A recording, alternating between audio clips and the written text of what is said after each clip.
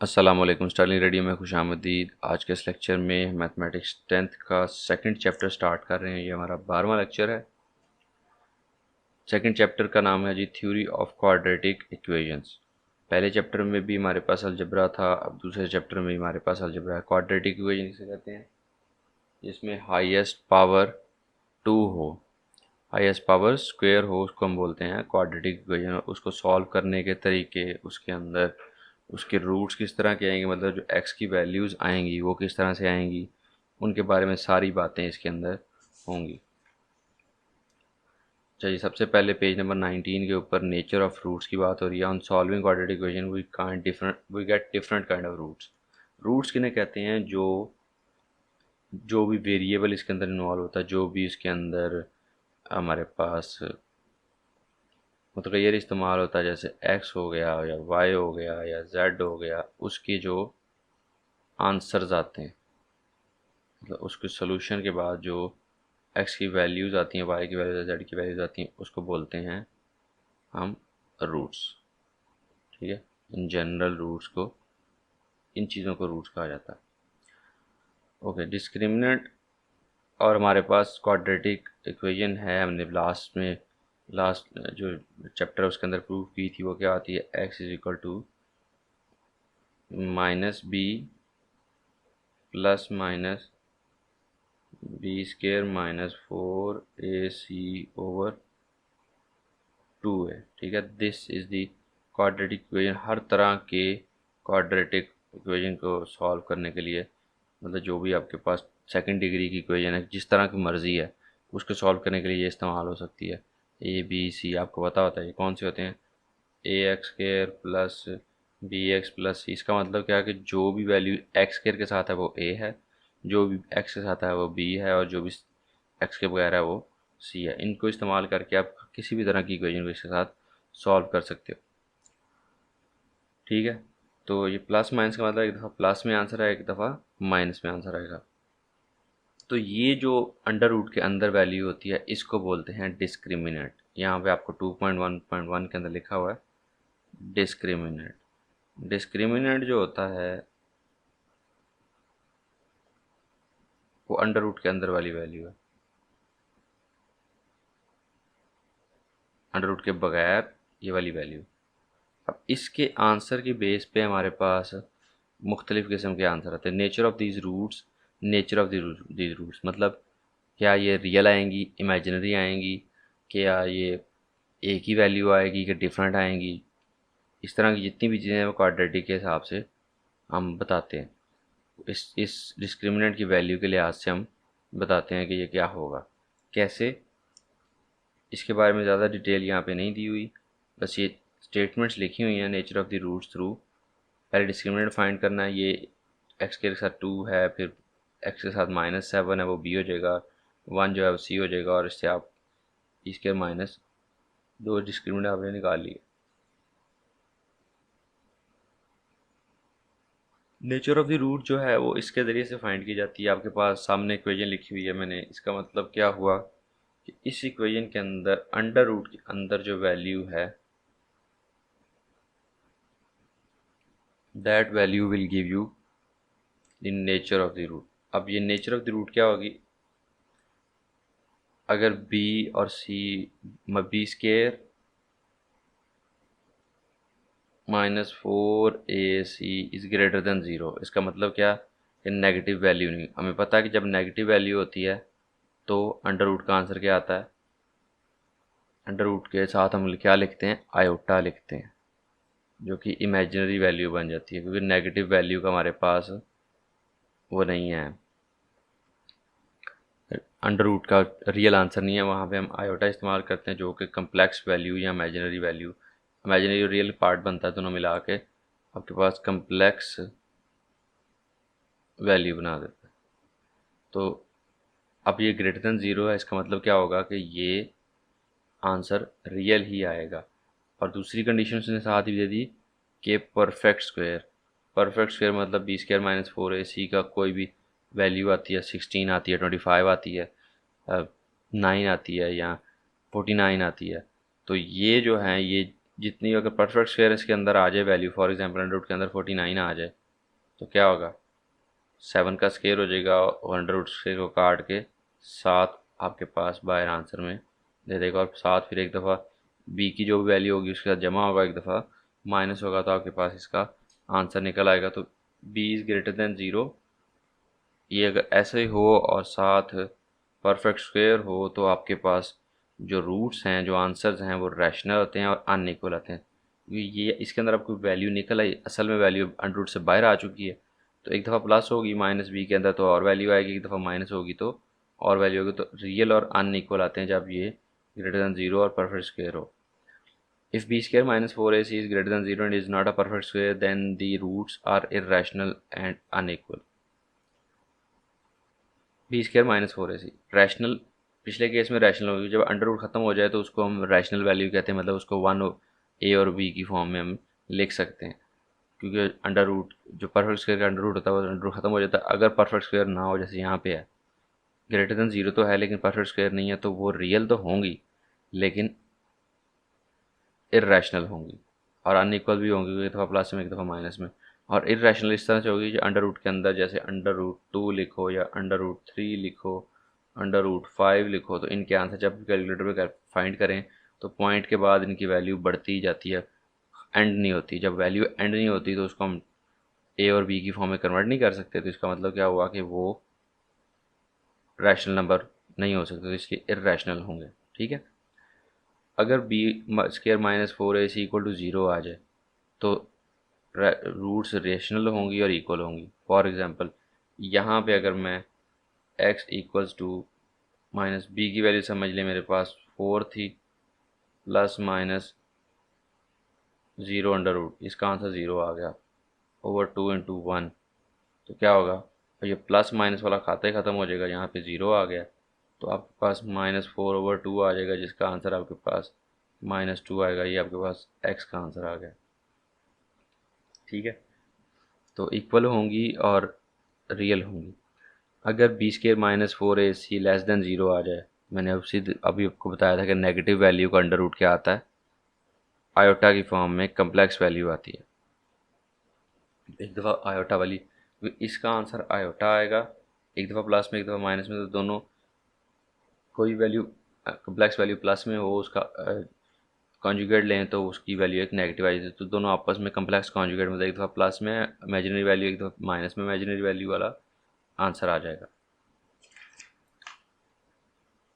अच्छा जी, वो कह रहा है डिटर्मिन करो और फिर वेरीफाई करो कि ये वाकई ये बनता है। एग्जांपल्स हम बाद में सॉल्व करेंगे और फिर अननोन वैल्यू वाली सवाल हैं, ये हम जब एक्सरसाइज शुरू करते हैं उसके अंदर हम साथ साथ चीज़ें ये देख लेंगे। जी एक्सरसाइज 2.1 स्टार्ट करते हैं। इसकी जो डिटेल्स थी इतनी ज़्यादा नहीं थी, इसी वजह से आधे लेक्चर के अंदर डिटेल्स हो गई हैं। अब हम उसकी एक्सरसाइज को स्टार्ट करेंगे, और जब एक्सरसाइज स्टार्ट करते हैं तो बुक साइड पे सिर्फ उसकी वैल्यूज़ देख के हमने सॉल्व करना होता।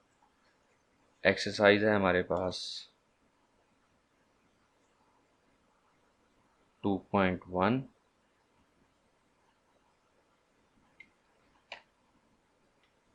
थोड़ी सी बाहर चली गई है।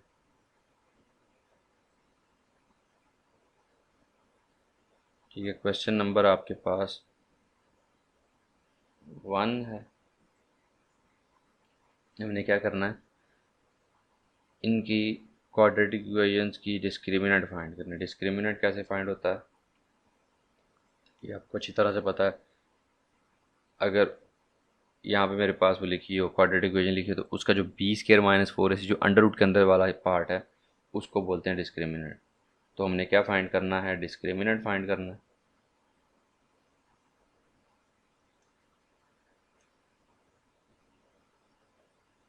जो कि इसके बराबर होता है बी स्क्वायर माइनस 4ac।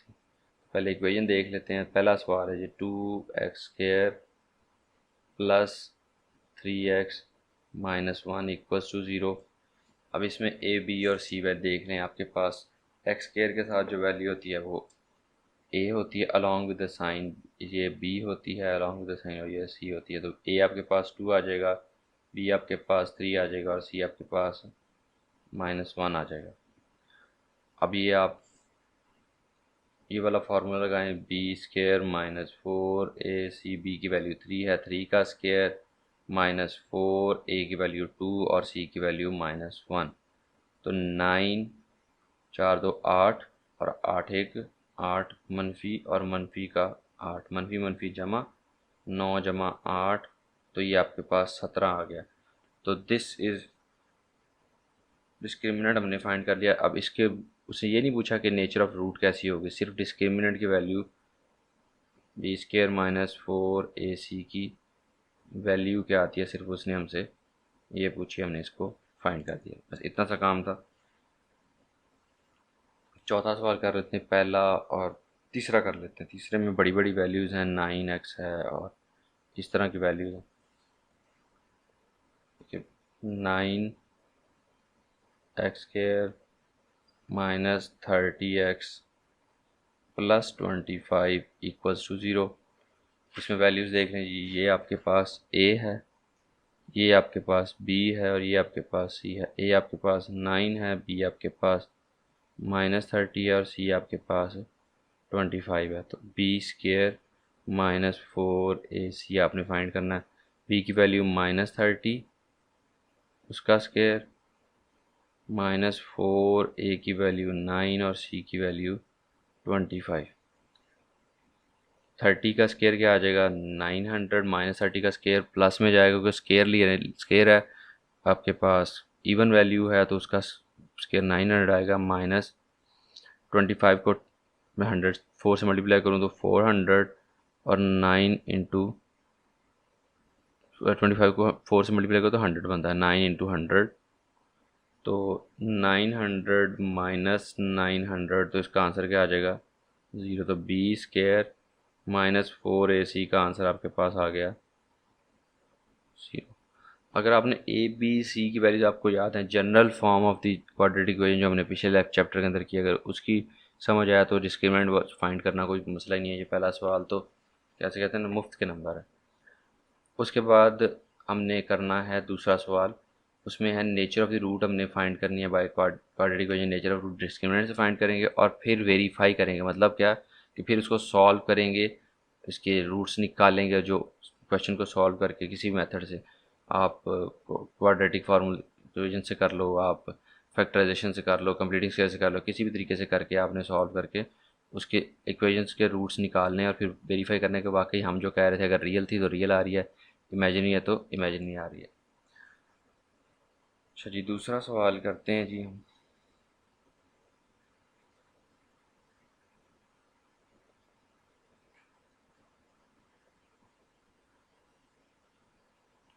ये डिस्क्रिमिनेंट का फार्मूला मैं लिखा रहने दे रहा हूँ। दूसरा सवाल है, हमने नेचर ऑफ रूट्स फाइंड करनी है। पहला, इस दूसरे का पहला पार्ट करते हैं। पहला पार्ट मैं इसलिए करता हूँ हर सवाल का क्योंकि पहले पार्ट में चीज़ें तकरीबन कुछ आसान होती हैं कि आपको उसकी समझ सही आ जाती है। +120 = 0। अब ये देखें, इसमें a क्या है, 1 है, b क्या है, -23 है,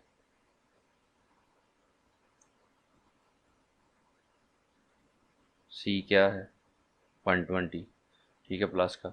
अब इसी फार्मूले को यूज़ करें बी स्केयर -4ac वाले को, तो इसकी नेचर निकालें पहले। B square -4ac equals to what, जो आएगा उसके हिसाब से वैल्यू होगी। बी स्केयर की -23 का स्केयर -4 इंटू 1 इंटू 120। अब 23 का स्केयर क्या होता है, कैलकुलेटर इस्तेमाल करते हैं।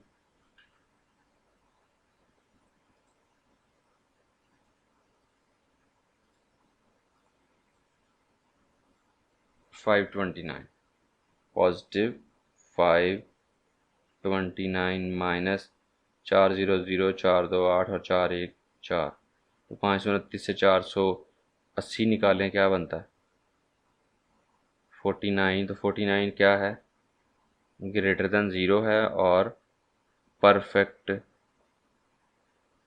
स्क्वायर है। तो इसका आंसर क्या आएगा, रियल। जब परफेक्ट स्क्वायर हो तो रियल और अंडर रूट ख़त्म हो गया तो मतलब इसका आंसर रैशनल आएगा, अगर अंडर रूट ख़त्म ना हो तो इर्रेशनल आता है।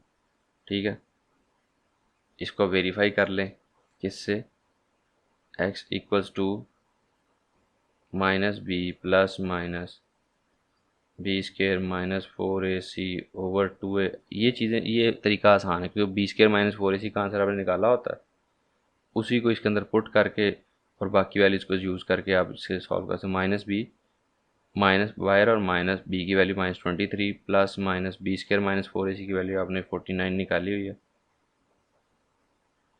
Over 2 × 1 minus minus +23 plus minus 49 का √7 आ जाएगा ओवर 2।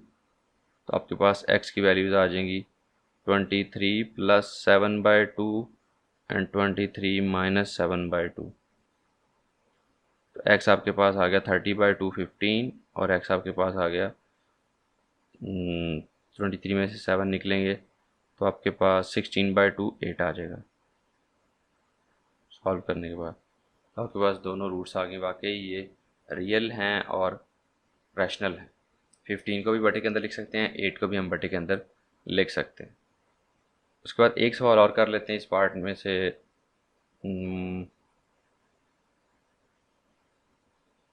फोर्थ पार्ट कर लेते हैं या थर्ड थर्ड थोड़ा थर्ड पार्ट कर लेते हैं।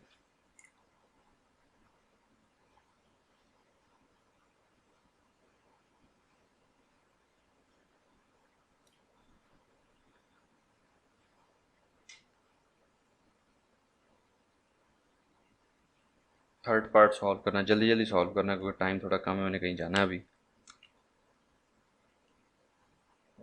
This is not working well. 16x² -24x plus 9 equals to 0, b² -4ac, b² आपके पास 24 का स्क्वायर -4 आपके पास 16 और c आपके पास 9 है इक्वल्स टू 0। 24 का स्क्वायर आपके पास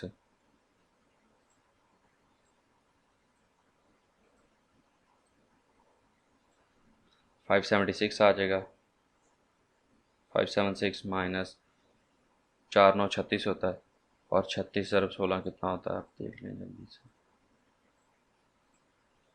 ये भी 576 आता है। तो ये क्या आ गया, 0 आ गया। तो जब डिस्क्रिमिनेंट की वैल्यू 0 आ जाए तो रियल होते हैं और इक्वल होते हैं रूट्स जो होती हैं। हम वही वाला फार्मूला लगाते हैं, -b plus minus b² -4ac/2a। ये तो 0 हो गया, -b माइनस -24, b की वैल्यू -24 थी, बाहर वाला माइनस का साइन प्लस -0/2 × 16 2a। तो आपके पास आ जाएगा 24/32। इसको काट दें टेबल में, 4 6 24, 4 8 32 और 2 3 6 और 2 4 8। तो 3/4 आपके पास x का एक ही आंसर आता है, 3/4। ठीक है, आज का लेक्चर यहाँ पे ख़त्म हुआ। आप दुआ में याद रखिएगा, अपना ख्याल रखिएगा। अल्लाह हाफिज़ और अल्लाह आपका निगहबान।